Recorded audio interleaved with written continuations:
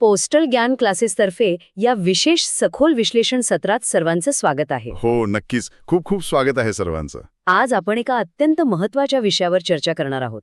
जे विद्यार्थी किंवा परीक्षार्थी पोस्ट ऑफिस विभागीय पदोन्नती परीक्षांची म्हणजेच LDCची तयारी करत आहेत ना, त्यांच्यासाठी आजचं हे सत्र खूप फायदेशीर ठरणार आहे. अगदी बरोबर.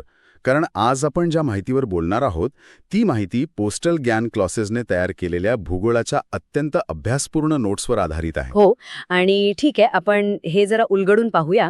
भूगोलाचा अभ्यास करताना आपण सर्वात आधी आकाशातून आपल्या देशाचा नकाशा कसा दिसतो ना, याची थोडी कल्पना करूया. हां, म्हणजे हवाई मार्गांबद्दल म्हणायचंय का? एक्झॅक्टली. देशाची हवाई कनेक्टिव्हिटी. मला नेहमी वाटतं की देशाचे हे विमानतळ म्हणजे आपल्या देशाच्या नर्वस सिस्टम सारखे आहेत, म्हणजेच चेतासंस्थेसारखे. खूप छान उपमा दिली ती. हो ना. ज्याप्रमाणे चेतासंस्था शरीरात वेगाने निरोप पोचवते, तसंच हे विमानतळ प्रशासकीय यंत्रणा किंवा टपाल व्यवस्था वेगाने एका टोकाकडून दुसऱ्या टोकाकडे नेतात. आता समजा आपण प्रमुख महानगरांपासून सुरुवात केली तर आपल्याला 4 प्रमुख नावे पाहायला मिळतात नोट्समध्ये. हो, नवी दिल्लीतील इंदिरा गांधी आंतरराष्ट्रीय विमानतळ आणि मुंबईचा छत्रपती शिवाजी महाराज आंतरराष्ट्रीय विमानतळ. राईट. आणि पूर्वेकडे कोलकाता येथे नेताजी सुभाषचंद्र बोस आंतरराष्ट्रीय विमानतळ, तर दक्षिणेत चेन्नईचा मिनांबकम विमानतळ. हा, एक प्रकारचा सुवर्ण चौकोनच तयार होतो नाही का? हो, तसंच आहे. आणि यात सर्वात लक्षवेधी बाब म्हणजे ही नावे केवळ विमानतळांची ठिकाणे नाहीत, ती आपल्या भारताच्या महान ऐतिहासिक आणि सांस्कृतिक वारशाचं प्रतीक आहेत. खरंय. पण मला एक सांगा, या विमानतळांना ऐतिहासिक व्यक्तींची नावे देण्यामागे काही विशिष्ट कारण असतं का? हो, नक्कीच. त्या प्रदेशाची ओळख त्यातून दिसून येते. आता अंदमान आणि निकोबारमधील पोर्ट ब्लेअरच्या विमानतळाचं उदाहरण घ्या. तिथे वीर सावरकर यांचं नाव दिलंय. अरे हो, सेल्युलर जेल तिथेच आहे ना? अगदी बरोबर. तसंच हैदराबादमध्ये राजीव गांधी विमानतळ आहे. जेव्हा परीक्षार्थी ही पार्श्वभूमी समजून घेतात तेव्हा त्यांना ते पाठांतर करावं लागत नाही, ते आपोआप लक्षात राहतं. हे खूप सोपं पडेल लक्षात ठेवायला. म्हणजे जर आपण ईशान्य भारताचा विचार केला तर गुवाहाटीमध्ये लोकप्रिय गोपीनाथ बरदोई यांच्या नावावर विमानतळ आहे. हो, ते आसामचे पहिले मुख्यमंत्री होते. आणि गुजरातमध्ये अहमदाबादला सरदार वल्लभभाई पटेल विमानतळ आहे. आणि दक्षिणेत बँगलोरूला शहराचे संस्थापक केम्पेगौडा यांचं नाव दिलंय. राईट. मध्य भारतात भोपाळमध्ये राजा भोज यांच्या नावाचा विमानतळ आहे. ते तिथले महान शासक होते. आणि आपल्या महाराष्ट्रात नागपूरला डॉक्टर बाबासाहेब आंबेडकर आंतरराष्ट्रीय विमानतळ आहे.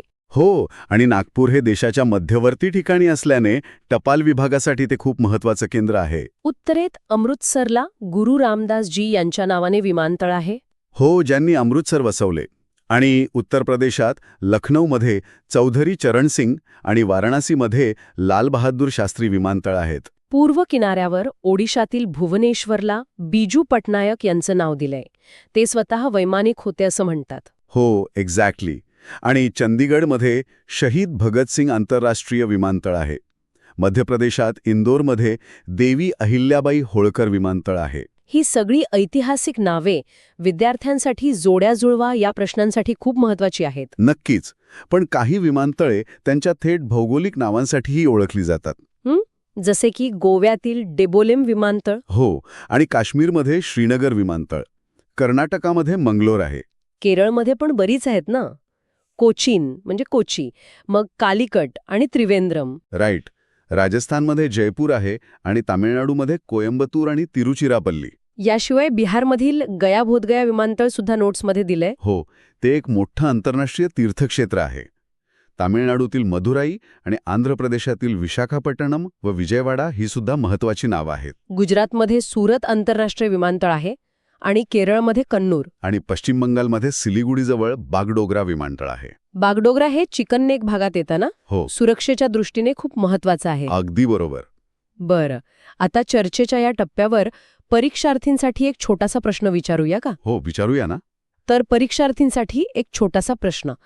तुलिहाल विमानतळ कोणत्या राज्यात आहे? हा खूप ट्रिकी प्रश्न आहे.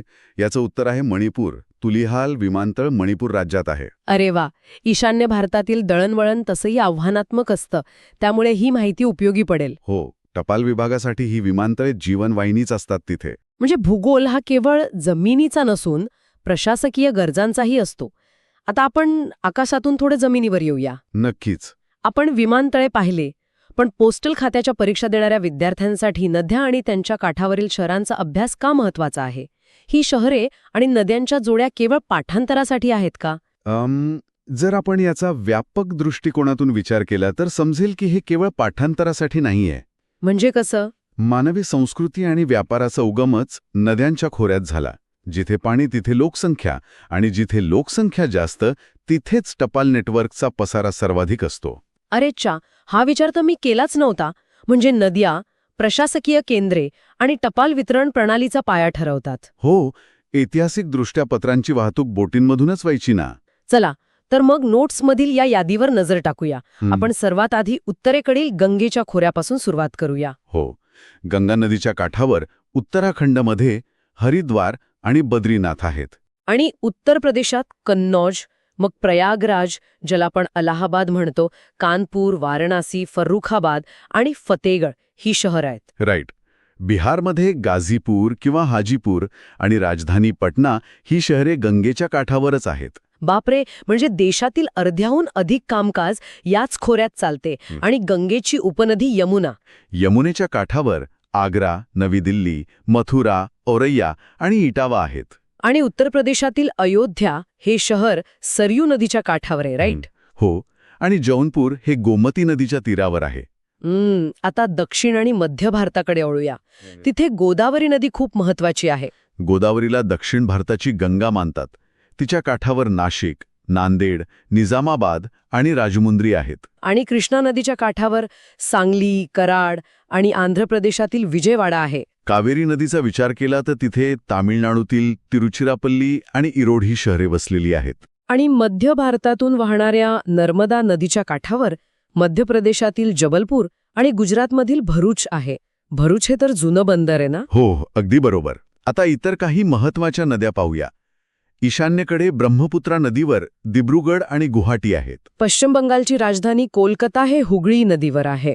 गुजरातमधील अहमदाबाद साबरमती नदीकाठी, तर ओडिशातील कटक हे महानदीवर आहे. पंजाबमधील फिरोजपूर सतलज नदीवर आणि हैदराबाद शहर मुशी नदीवर आहे. हो, आणि राजस्थानमधील कोटा हे चंबळ नदीवर, तर राऊरकेला हे ब्राह्मणी नदीवर आहे. महाराष्ट्रातील पुणे हे मुठा नदीकाठी, कर्जत हे उल्हास नदीवर आणि महाड हे सावित्री नदीकाठी आहे. केंद्रशासित प्रदेश दमन हा दमनगंगा नदीवर आहे. तामिळनाडूमधील मदुराई हे वैगई नदीकाठी आणि चेन्नई हे अडियार नदीवर आहे. तसेच कोइंबतूर हे नोय्याल नदीवर आणि तिरुनेलवेली हे थमीरबराणी नदीवर आहे. आणि नेल्लोर हे पेन्नार नदीच्या काठावर आहे ना? हो, उत्तरेकडे काश्मीरमध्ये श्रीनगर हे झेलम नदीवर, गुजरातमध्ये सुरत हे ताप्ती नदीवर आणि वडोदरा हे विश्वामित्री नदीकाठी आहे. कर्नाटकातील शहरांवर पण नोट्समध्ये विशेष लक्ष दिलंय. हो, तिथे बंगळुरू हे वृषभावती नदीकाठी आहे आणि मँगलोर हे नेत्रावती नदीवर. शिमोगा हे तुंगा नदीवर, भद्रावती हे भद्रा नदीवर आणि होसपेठ हे तुंगभद्रा नदीवर आहे. आणि किनारपट्टीवरील कारवार हे काली नदीवर आहे. परीक्षार्थींनी हे राज्यानुसार लक्षात ठेवावे. आता इथून खरी रंजक माहिती सुरू होते. आपण नद्यांच्या काठावरील शहरे पाहिली, पण या नद्यांचा महामार्ग म्हणून कसा वापर होतो ते पाहूया. जलमार्ग म्हणजे नॅशनल वॉटरवेज हे खूप स्वस्थ आणि पर्यावरणास अनुकूल असतात. हो, मी ऐकलंय की जलवाहतुकीत घर्षण कमी असल्याने इंधन खूप वाचतं. पोस्टल ज्ञान क्लासेसच्या नोट्समध्ये 6 राष्ट्रीय जलमार्गांची माहिती दिली आहे. हो, जलमार्ग 1 हा अलाहाबाद ते हल्दियाचा आहे, गंगा आणि हुगळी नदीतून. याची लांबी 1620 किलोमीटर असून तो 1986 साली स्थापन झाला. त्यानंतर जलमार्ग 2 येतो, सादिया ते धुगळी. हा ब्रह्मपुत्रा नदीवर आहे आणि 891 किलोमीटर लांब आहे. याची स्थापना 1988 मध्ये झाली. जलमार्ग 3 हा केरळमध्ये आहे, कोल्लम ते कोट्टापुरम. उद्योग मंडळ आणि चंपाकारा कॅनलमधून जाणारा हा मार्ग 205 किलोमीटरचा आहे आणि 1993 साली सुरू झाला. आणि काही नवीन किंवा प्रस्तावित जलमार्ग पण आहेत ना? हो, जलमार्ग 5 हा छरबतिया ते धमरा असा 623 किलोमीटरचा मार्ग आहे, जो 2008 साली घोषित झाला. आणि आसाममधील बराक नदीवर जलमार्ग 6 प्रस्तावित आहे, ज्याची लांबी फक्त 121 किलोमीटर आहे. बरोबर. बरं, मगाशी आपण जसा प्रश्न विचारला तसाच आजच्या नोट्समधील सर्वात लांब प्रस्तावित राष्ट्रीय जलमार्ग कोणता आहे? नोट्सनुसार जलमार्ग 4 हा सर्वात लांब प्रस्तावित मार्ग आहे. त्याची लांबी किती आहे? तब्बल 2890 किलोमीटर. हा मार्ग काकीनाडा ते मरकानम असून तो गोदावरी आणि कृष्णा नद्यांशी जोडलेला आहे. अरे वा, हा तर खूपच मोठा कॉरिडॉर ठरेल. हो, 2008 साली याची घोषणा झाली होती. खरंच, आज आपण विमानतळांचे जाळे, नद्यांकाठची शहरे आणि राष्ट्रीय जलमार्ग यांची खूप सविस्तर माहिती घेतली. पोस्टल ज्ञान क्लासेसने तयार केलेल्या या नोट्स LDCEच्या तयारीसाठी खरोखरच गेम चेंजर आहेत. नक्कीच. सर्व अचूक तथ्य एकाच ठिकाणी मिळतात. पण यावरून एक महत्त्वाचा प्रश्न निर्माण होतो. कोणता प्रश्न? जसजसे हवामान बदलत आहे आणि नद्यांच्या पाण्याच्या पातळीत बदल होत आहेत, तसतसे भविष्यात या नद्यांकाठच्या शहरांच्या आणि जलमार्गांच्या वाहतूक व्यवस्थेवर काय परिणाम होईल? हा खूपच गंभीर आणि विचार करायला लावणारा मुद्दा आहे. नद्या कोरड्या पडल्या तर जलमार्ग कसे चालणार? अगदी तेच. परीक्षार्थ्यांनी प्रशासकीय अधिकारी म्हणून या प्रश्नावर स्वतः विचार करावा. खूपच छान चर्चा झाली आजची. विद्यार्थी मित्रांनो, आजच्या या सत्रात आपण दळणवळण आणि वस्त्यांच्या घटकांचे सखोल विश्लेषण केले. याचा वारंवार सराव करा. पोस्टल ज्ञान क्लासेस लेक्चर पाहिल्याबद्दल धन्यवाद. Thanks for connecting with postal ज्ञान क्लासेस.